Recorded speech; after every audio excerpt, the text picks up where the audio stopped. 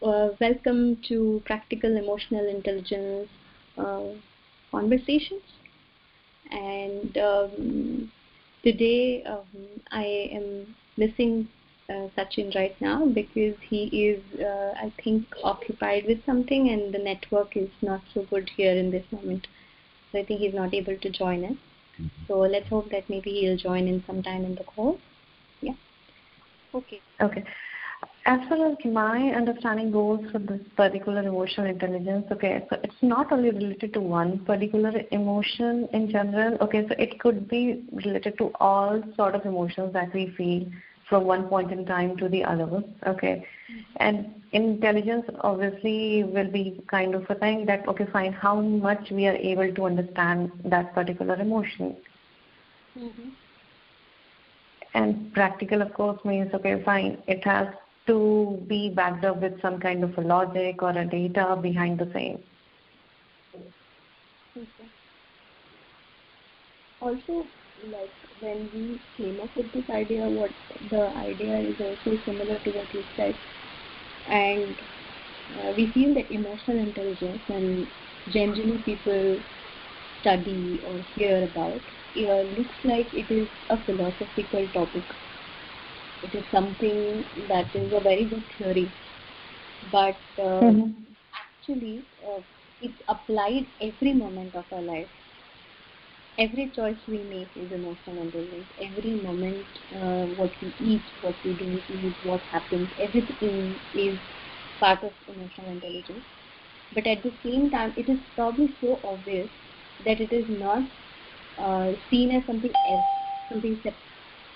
And I think that is where the tumbling happens. So the word practical, like you said, is backed up with some data, some logic, as well as to bring it to practice fully. Yeah. So practical emotional intelligence, we wanted to make it like how do we apply it every day. So in the last call, we discussed that there are 5 stages in which we learn. The first one is that when we read or consume information. So we understand from all 5 senses we consume information. It's not only by listening or watching, it's also by taste and touch. That touch is also a memory and an experience to remember. And touch also forms a big part of it, or taste also forms a big part of consuming information in different ways. And then when this information is consumed, what happens? We understand, like what you said, the second step.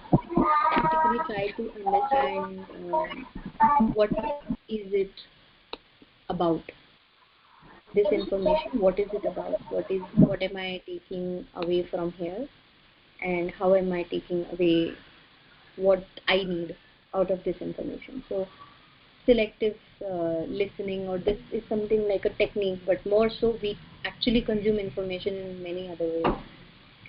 So the third thing was contemplation, and that is where we began to hold this space also, that we thought that okay, what happens is people understand and keep it till there, and that's the reason it is not helping them to really transform.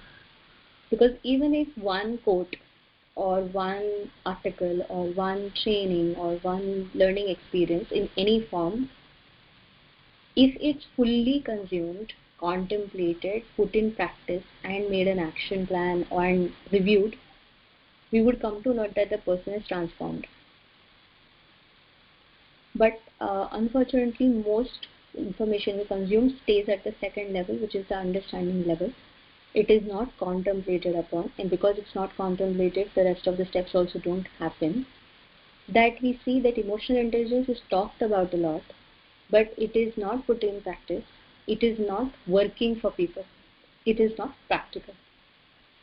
So I also felt that because Deepak is joining for the first time, I feel that also somewhere responsible to kind of share what this space is also in the first place. So for us, this place is that second and third level where we contemplate on what we have learned from wherever, any information. And also there's so much information available all the time around us. So that's where these conversations began, and they began informally first. Now we are doing them formally, like a set time and agenda. Earlier, they were just happening on the go in some sessions, some phone calls, or some meetings that we had with our clients. Yes, so let's see if now Deepak is able to talk to us. Deepak, are you able to talk to us now? Yes. I just actually there was some issue in my system, so I restarted. Just joined 2-3 minutes back actually. Yes.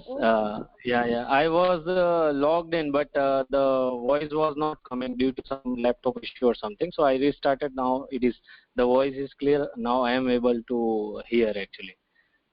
So I missed some parts of the meeting actually. Sorry. No problem. Yeah. So Satya was part of our last call, so I was just asking her what was her takeaway, and Okay. so hope to have some conversation with you. So maybe you could tell us a little about yourself and your experience with emotional intelligence.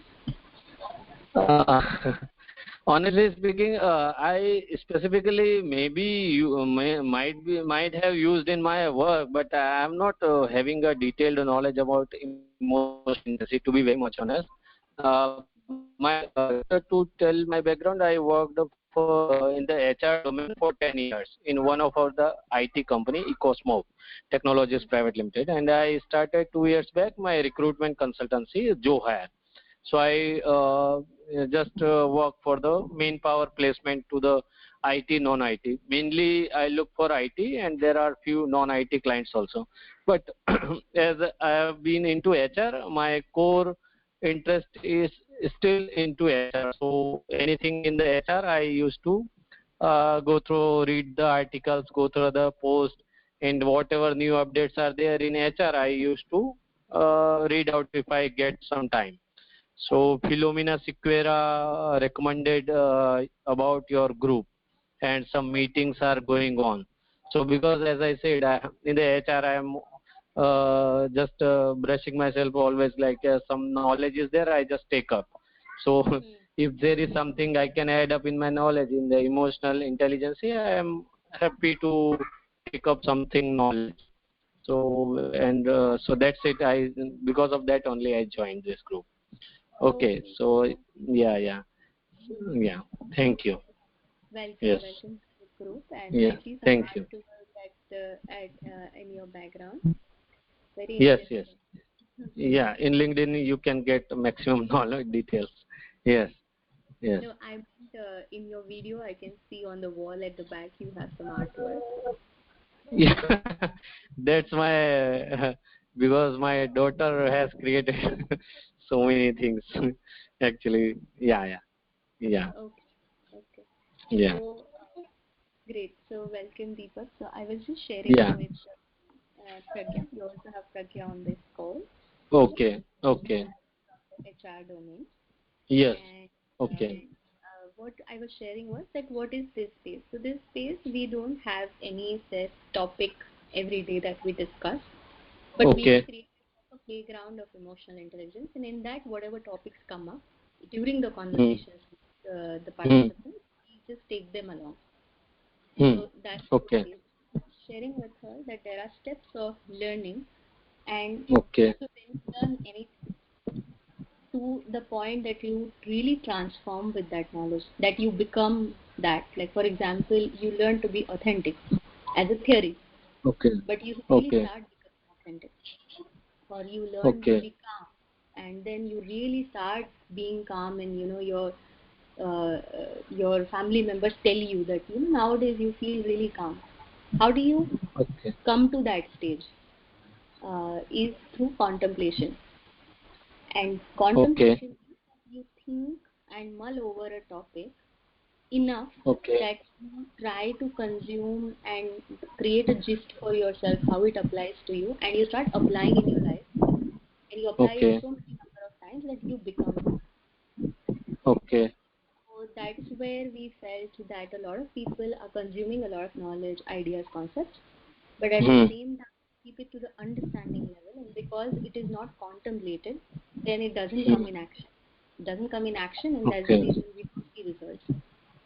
Okay. So, in fact, a lot of times when we work with HR partners, they will also say, I don't know how much this training is helping, because they have gone through training, but like for example, time management, but they have not, I don't see any difference in the team, or I don't see any, so that's where the glitch is usually is that, it's gone to an understanding level, but not contemplated, not put in action. So we created 1 hour where we could discuss something, where we could share something, or we can ponder upon together.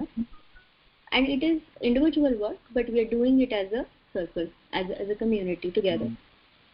So this is what's the intention of these conversations, and every day something new comes up and whatever.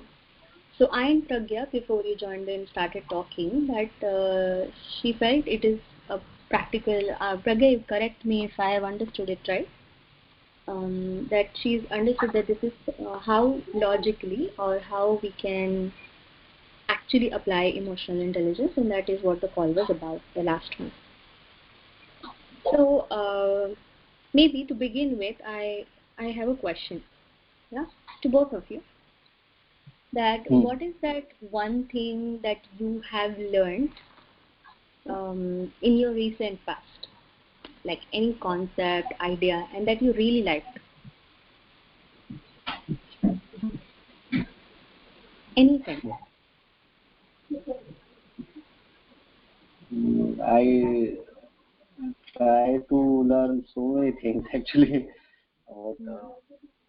I used to go through because I work in the recruitment domain, so and issue is going on. I used to generally go through many YouTube videos to learn learn the business concepts, as well as I go through the HR articles, as I said, too, because I used to help candidates and even my clients sometimes if they are stuck somewhere. So yeah, I do like that actually. But for a specific point, I have to check.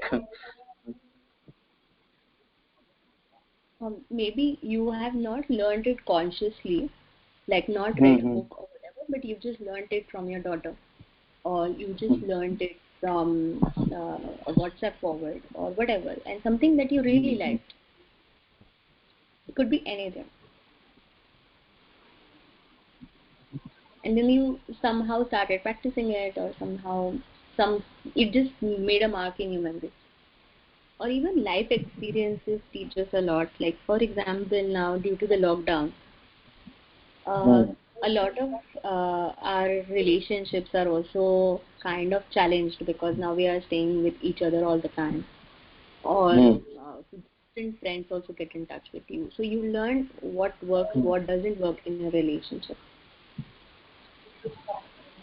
So not only like a concept, but just an experience may also have taught you something.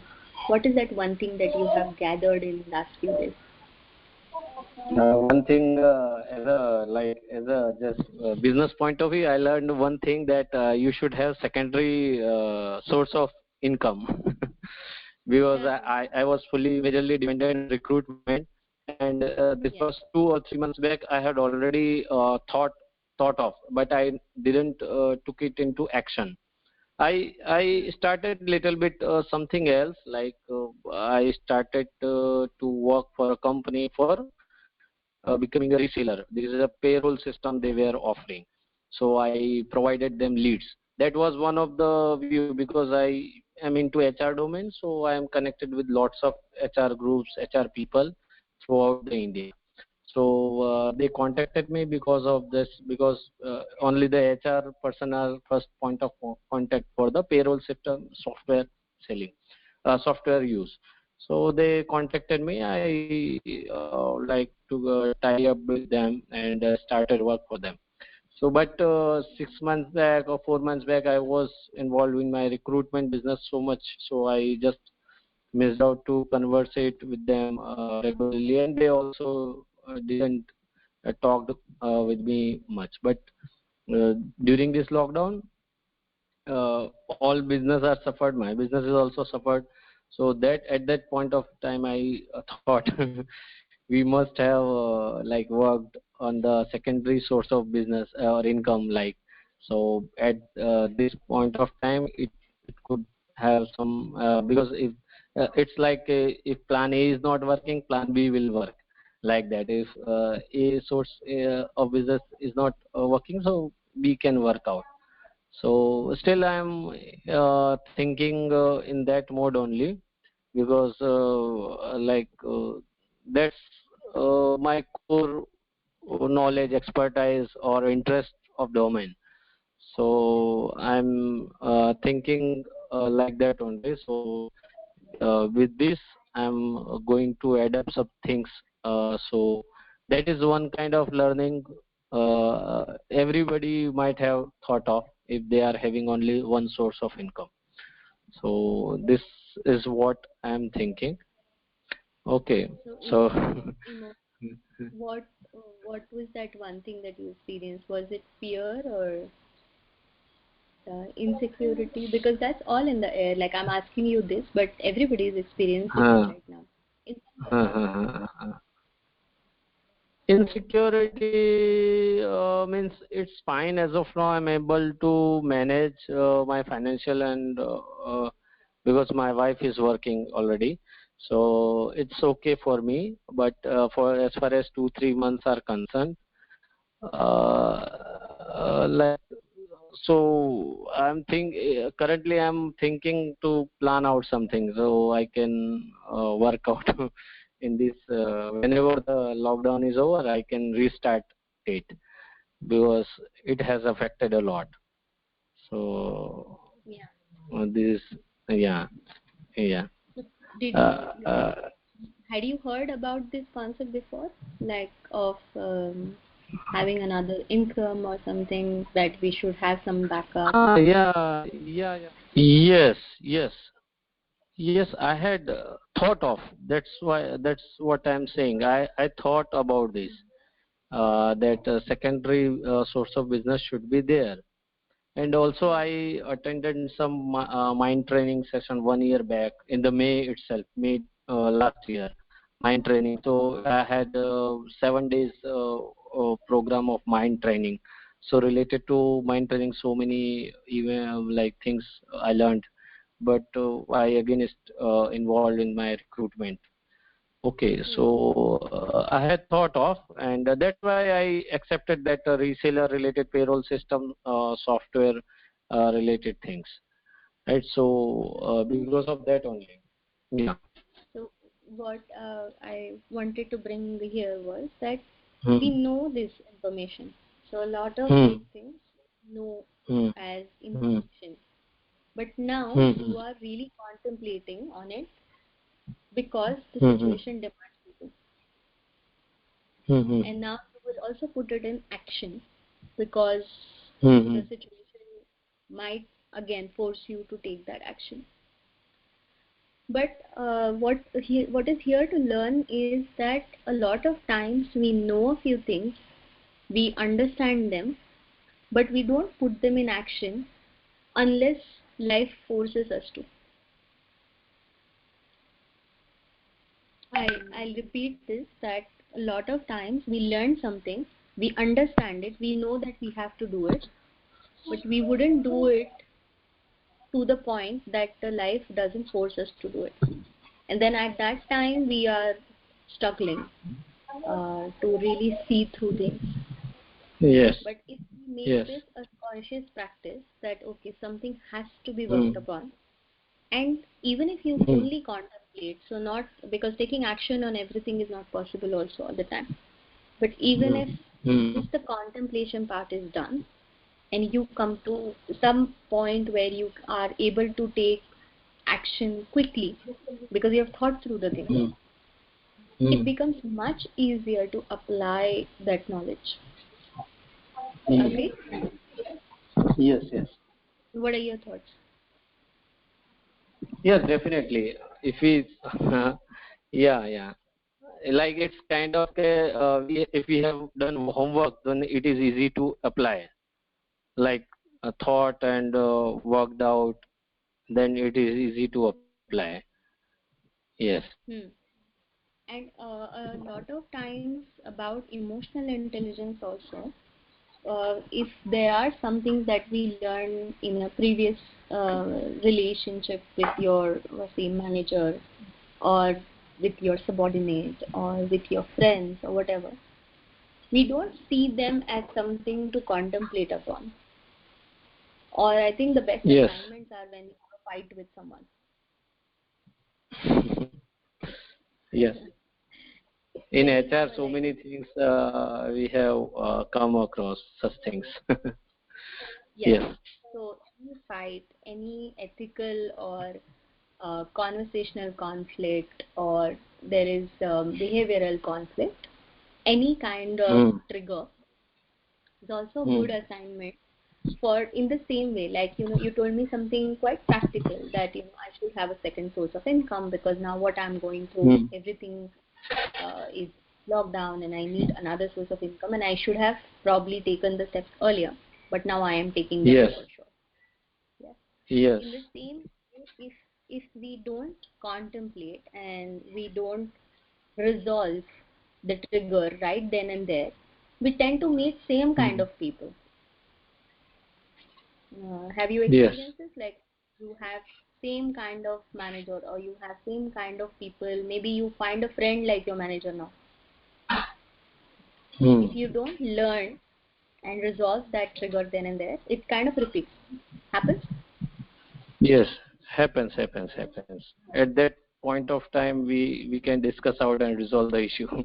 Don't wait for the future. Definitely. Yeah, it happens. It repeats itself. Till you learn the lesson, the life keeps repeating itself in the same form, same topic, same person, sometimes same person, same biologically it's like a man or a woman may be different, but it's the same behavior, and we are like, why do I find only such kind of people?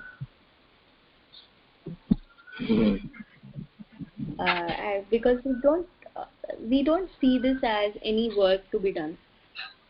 We are like, okay, jagda ho gaya now, it's just, let's just move on, let's just get on to work, or let's just get on to life, office ka hai, we leave it on the shelf and walk. So this is continuously repeating in different ways in our life if we don't break that pattern. Pragya, you have anything to share on this? Okay. All right. Well, like as Deepak said that, talking about the secondary source of income. So when this year started, I similarly happened to have the thoughts. Okay. And there were certain things that I was working upon, but somehow in these 3 months, due to some financial crunches and all, that thing cannot work out. Okay. So he was more talking about taking a kind of an additional role and working out. What I was looking out was not into the HR domain. Okay. I was looking out to start a PG and everything. But moving ahead with the complete scenario and everything as such, okay, I somehow could not implement that project at that point in time. And I thought that maybe by the end of this year, again, contemplating the resources I happen to have and how exactly that thing can be taken further, definitely I'll work upon that. And second one was I wanted to add on certain skill sets more apart from my current professional work experience into my resume, so that by the end of this year or maybe next year when I start looking out for the job opportunities and all, I would have certain thing additional into it apart from the regular experience I am gaining in my current organization and the previous organizations that I worked with. So I'm working upon getting certain more certifications, specifically virtually at this point in time, of course. Okay. So these were my thoughts when this year started, and still I'm working upon them. So no matter if we are in a job or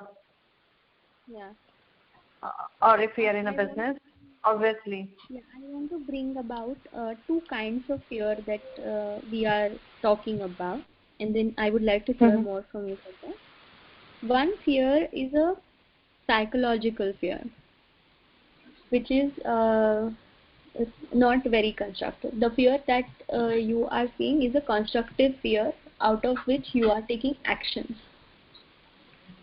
But then there could be a psychological fear which is like fight, flight, freeze kind of scenario, where you just freeze when you do not know.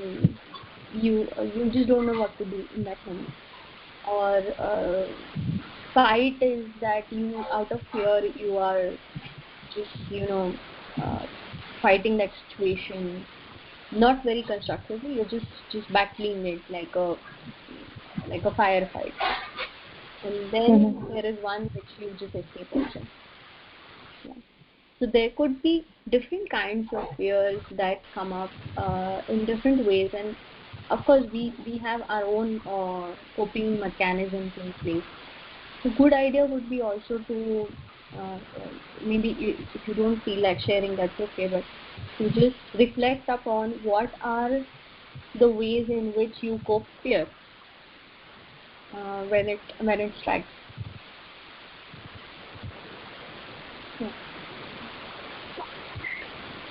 And the second thing I wanted to also hear you from about was the part where we spoke about that every trigger is an assignment.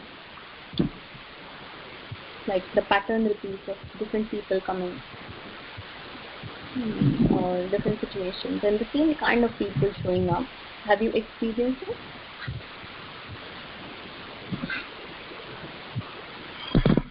Ambika, I quite did not understand the question that you were asking.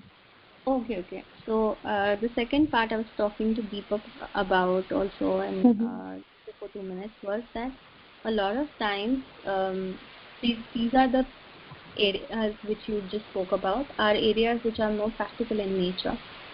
Then there is emotional fight, flight, freeze, fear kind of things also happen, where we, for example, had a very big fight with someone, and that trigger is not taken as a sense of information, that is taken as a happening, an event, and we tend to just park it aside and pass through it.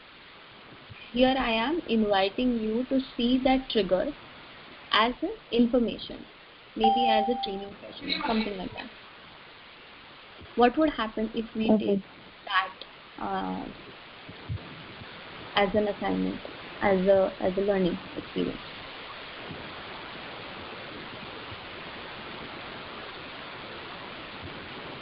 I can cite an incident which has recently happened. Okay, although that's related to my professional life only.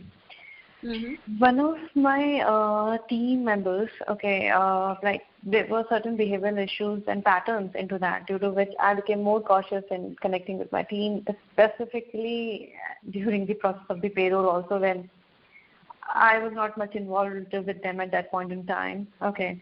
Now, the thing was that this particular team member of mine, she was not keeping well during that duration, okay, and she did not inform or updated anyone and immediately left the office, okay. However, I was present there processing the payroll and everything as such, and this incident was of Feb end, okay. So I connected with her, what we call, and tried to understand what exactly happened, because somehow due to the lack of the communication, since my boss was also not based out in India, he was in US, okay, he got an update from the admin team that one of my team members is not there present in the office premises, and she's not even answering the call. So we all were scared that what exactly happened, if she's not in the office premises, where exactly she went, and nobody has an update regarding the same. All right. Due to which there was an informal email communication that has happened, okay, which is not resulted in favor of neither me nor her, and again, when I spoke to her over the phone, it looked like it was a complete different situation altogether. Okay, she was not keeping well, so she immediately left and was not in a condition to update anyone. That was her point of view. Okay. However, if I spoke to the admin team and all, okay, so this was not the first time that she left without updating anyone. However, in the past experiences, what was there that she always used to update me. Okay, fine. So if someone is asking me or if my boss is checking with me that what exactly is there in terms of the team members and all, okay, I was aware that, okay, fine, this team member is there into the office today or not, or whatever has been the situation. But this situation was completely different, okay, which somehow resulted in letting her go, due to which what I learned that, okay, fine, that no matter how many times I am trying to communicate with my team and everything as such, if they are not updating me on time, there's nothing that I'll be also able to do into their favor, and there will be nothing that I'll be able to fight in their favor to the management team. Right. So this was my intake onto that. But what was... So the communication cannot happen only from one side every time. The other person also has to take the initiative and understand, okay, fine, that no matter till the time you're in the office premises, there are certain terms and conditions, or you can say rules and regulations, which is applicable for everyone. So that is applicable for me also, that is applicable for my team also, and rest of us as well. So it's not like that we can come to the office premises at any point in time and leave as per our own wish. Yeah, and also because there is this whole work management that has to be done. I'm sure. Right, and due to which what is happening that, okay, fine, I spoke to her over the phone multiple times, okay, and forget about that particular day. Next day also she was not in the office, she did not happen to update anyone, and the chain continued for continuously 1 week, and I was calling up and following her up, okay, and then she was telling it to me that, okay, fine, why exactly onto this particular thing I was asked to leave, okay, this is not something kind of a big deal, and I have not committed some kind of a sin. But she forgot to understand one thing very clearly, that being as a reporting manager of her, I am responsible, I am liable to update my boss, okay, fine, that my team is coming to the office or not for whatsoever reason.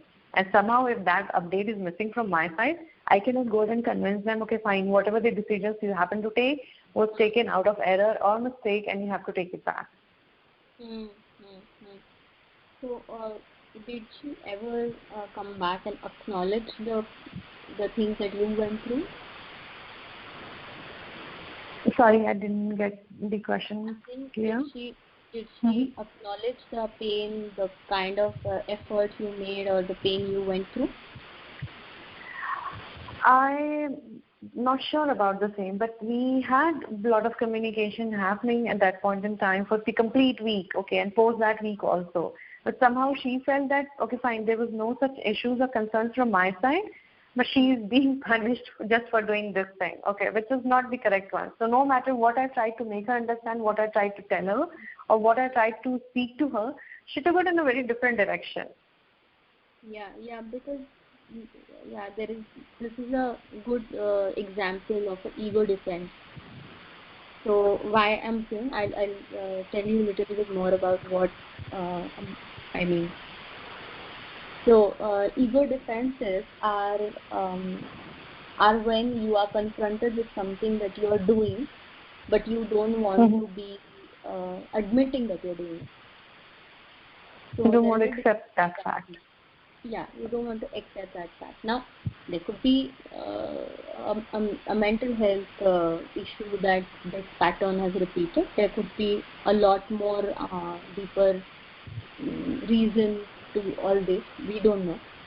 But at the same time, I also feel from your side, like when we ask for acknowledgement of the effort we do, and share with them more neutrally, because what happens is when we get irritated and when we have some reaction, at least this is my personal, this is how I behave, I tend to get reactive, and after that I tell the person what I'm going through in a way that there is a hint of blame to it, that because of you all this is happening, and then that person gets even more defensive.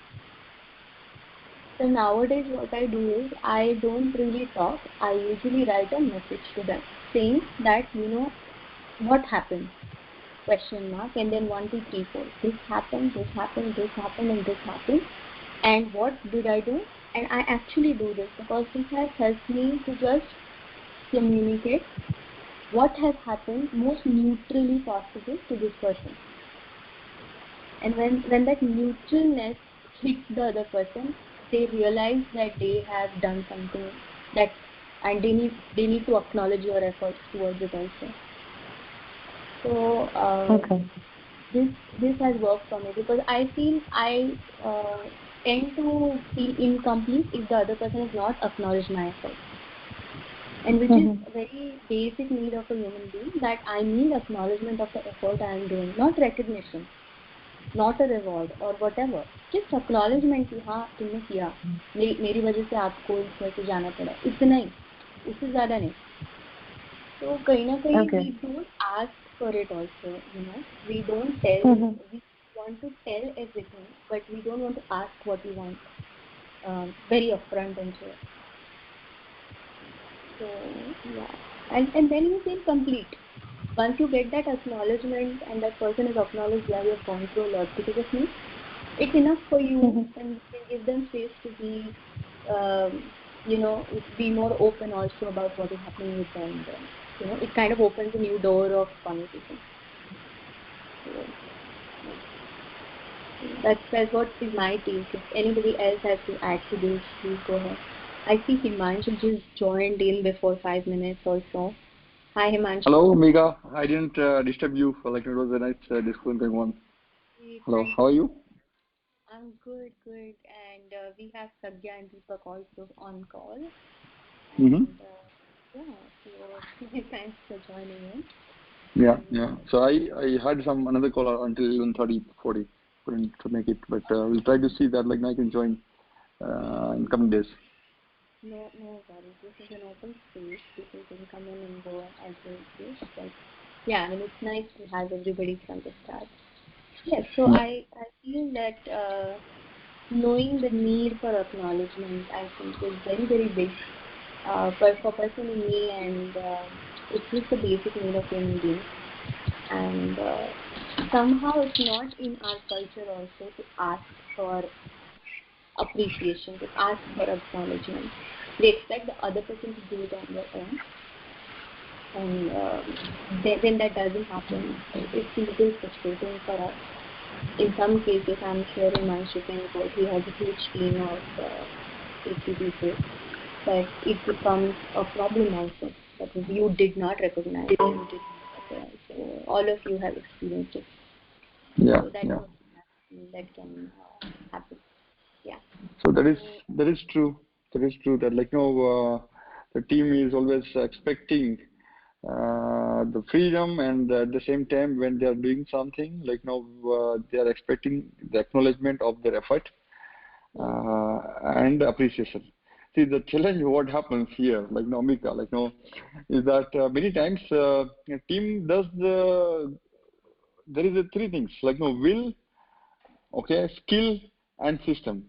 Okay, will means their intent, their spirit, whether they are willing to do it or not. In my case, most of the team members, they are willing to do it. There is a will. Okay. Then second comes the skill. Skill has a two part again. Skill is some learnable skills and non-learnable skills. Learnable skills means anything you can give in the classes and they can learn it, right? But the second part of the skill is the experience, right? So many team members are juniors, 2 years, 4 years, 6 years experience, and whatever we are expecting them to do, they may not be able to do it, and they may not know that whatever they are producing is of the inferior quality than what is expected, because they know that what they have done is the best one. Okay, so they think that this is the best one. So, and the third is system process, which sometimes they are failing in the setting the right process or being more organized. So I hope I'm not hijacking the topic. No.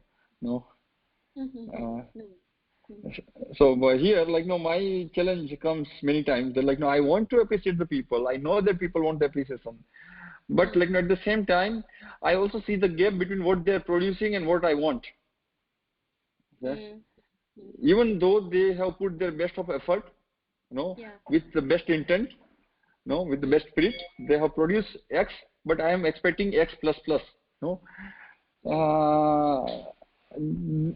is where I find most of the challenges. How do we give the feedback in the most positive way, where the person doesn't feel that like, no, my freedom of creativity or doing is been no, attacked. I feel, Himanshu, there's one more dimension to this, what you just brought up, and that is how matured is the person who is receiving the feedback also. Yeah, it is. True. See, like I cannot change the other side. No, I can only do what I need to do. No. Yeah. So other side is going to be variable always. Yes. Yes. So I know if the topic is out of the main topic what you were discussing already, then you can skip aside. We can discuss offline as well. No. Anything that this space is actually very volatile. It's supposed to be like this. Like it's as if a few friends gathering, few like-minded individuals gathering with a cup of tea, and Okay. wherever, and whatever is important to them, they bring it up. Like Deepak brought up something what was important to him, and so did Pragyan. So are you now? So it's completely fine. Okay. Sometimes Sachin also add whatever is very burning for us. Sometimes it's very important. Everything is okay. But I really appreciate that in spite of joining in so much later, you have contributed to something very important here. And I have also personally found it to be very challenging of how do I share feedback. Once in a while, sometimes I know the person is very matured and still I have found it difficult. But at the same time, of course, the sandwich method and other things, you all are from the HR and management, But at the same time, what is that one element that you think is essential in giving feedback? I will share what is very essential to me, but you all have dealt with that. You said what maybe you can share and deeper pieces.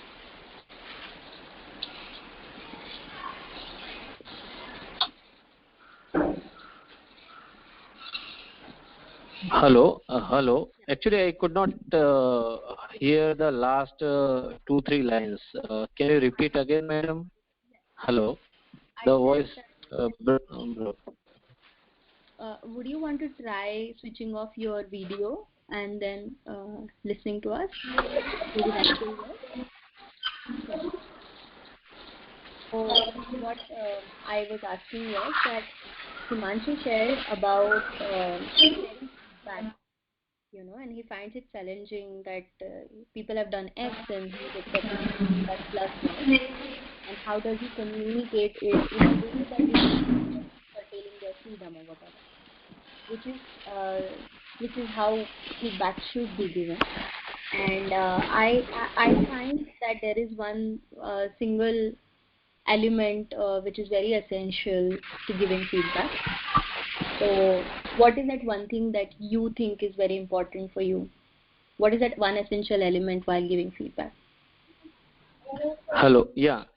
Actually, in the feedback, I would speak 2-3 things. One part was acknowledgement, as you discussed earlier. So acknowledgement. Am I audible? All are hearing? Hello. Yeah. Hello. Yeah. So acknowledgement part, I would give my practical experience. I used to work with lots of like IT companies, HR, owners, and all. There are instances the HR is super busy, owner is super busy. Sometimes what happens in few of the clients don't reply in terms of the thing which you said clearly, the acknowledgement. I don't expect their response on my emails. I just expect only response that I received the email. That's it. Okay. So where there I'm not getting that kind of reply that I acknowledge or I received your email, I simply by back of the mind I stop working for those clients or those HR, those companies. It is just coming naturally. So this is one of the challenge I face many times. So I think that those people, those HR, those owner might not be that much serious about their requirement of the manpower. So I simply, wherever I get a quick response, fast response, honest response, transparent response, I used to work for them. So that's regarding acknowledgement. The feedback part is like always like reverse KT. In HR, we were doing induction session to the employees, new joinees.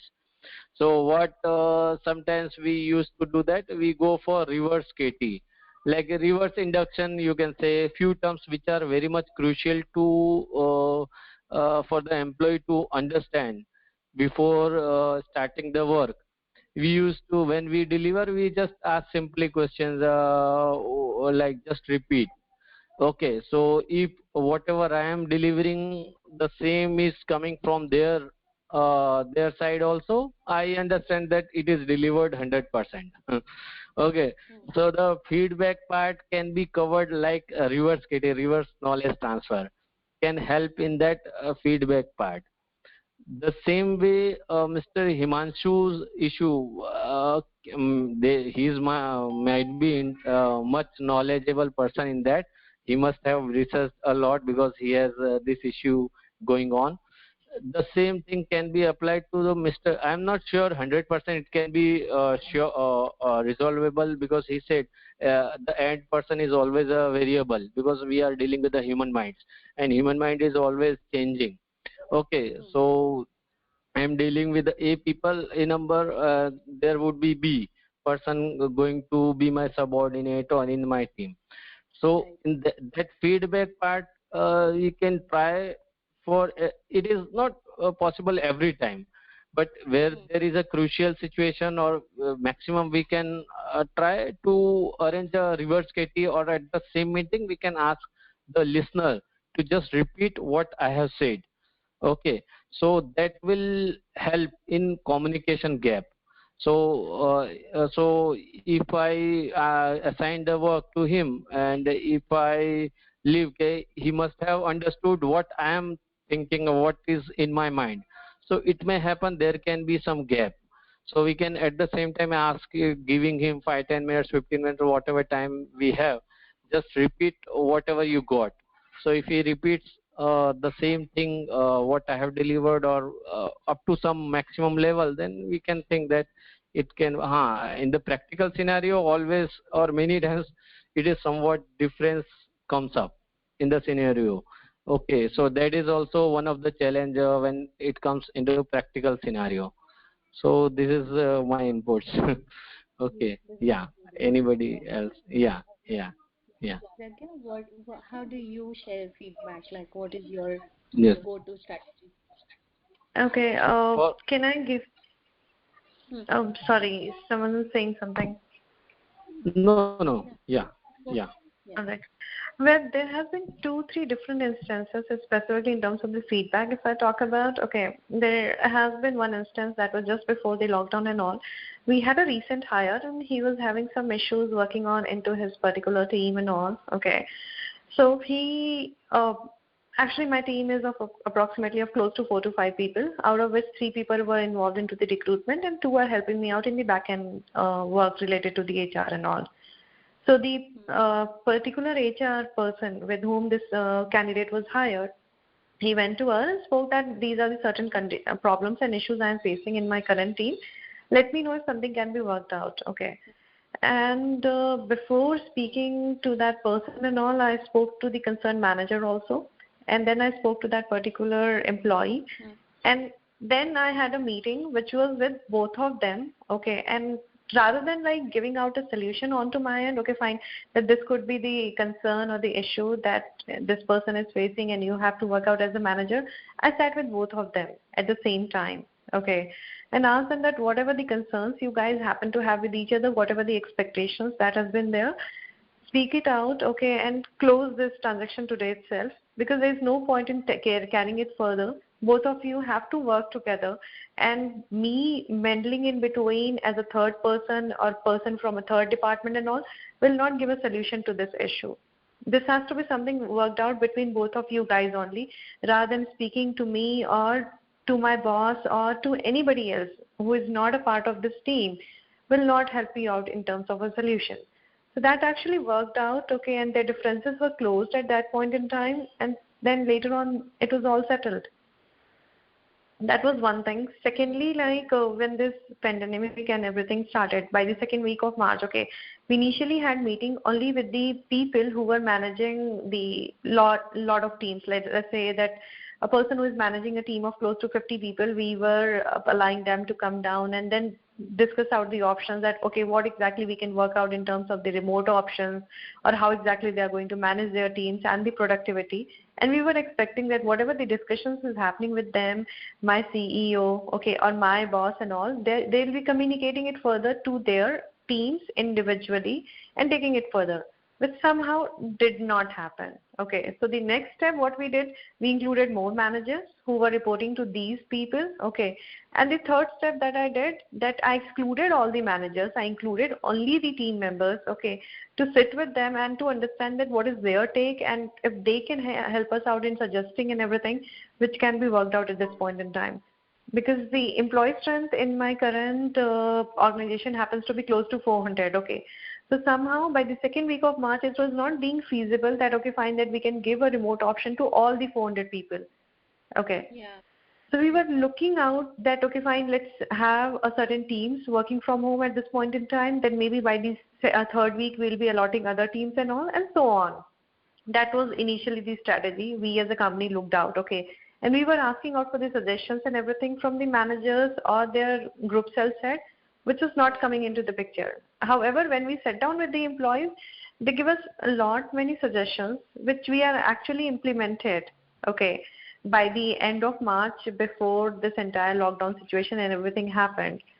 So due to which, we understood no matter what we are trying to communicate and if we are doing it with certain set of people only, the same feedback will not go to the bottom line of the population, which is the most important one for any company to take care of. Yeah, it almost becomes like Chinese whispers. Right. Their information is kind of passed on and other things. What I like about what you did was that you didn't fear confrontation. You knew these people are going to be confronting with each other. And right.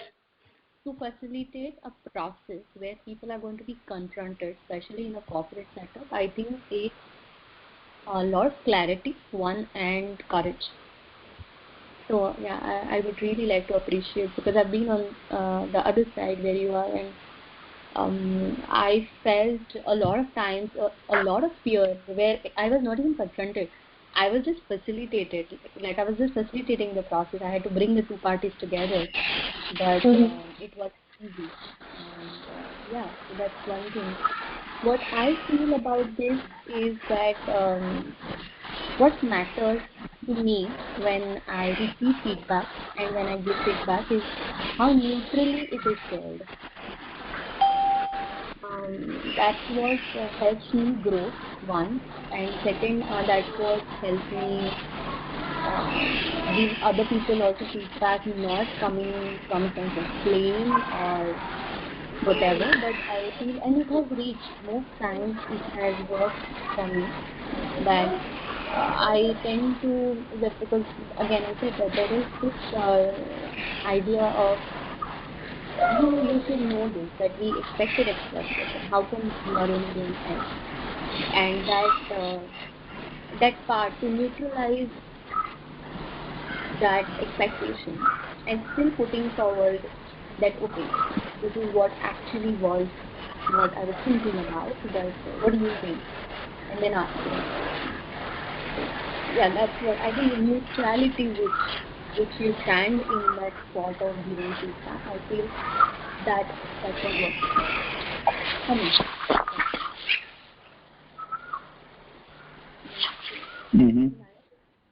Yeah. I need to just contemplate on this now. How?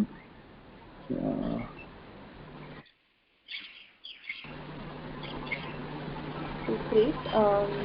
We started at 11:15 and it's 12:15 now. was an amazing conversation. We discussed fear and insecurity and constructively building ourselves up, and also the triggers and the need for acknowledgement, and how do you also give feedback at the end. I think it was a very beautiful 1 hour spent with all of you, and so I look forward to listening and talking to all of you again tomorrow at 11. Yes. Yeah. Thank you. Thanks, Ambika. Yeah. Thank you very much. Thank you. Thank you. Thank you, Deepak. Thank you, Pragya. Bye. Thank you. Thank you, Mr. Himanshu. Thank you, Pragya, and all. Thank you. Yeah. Bye. Okay. Bye.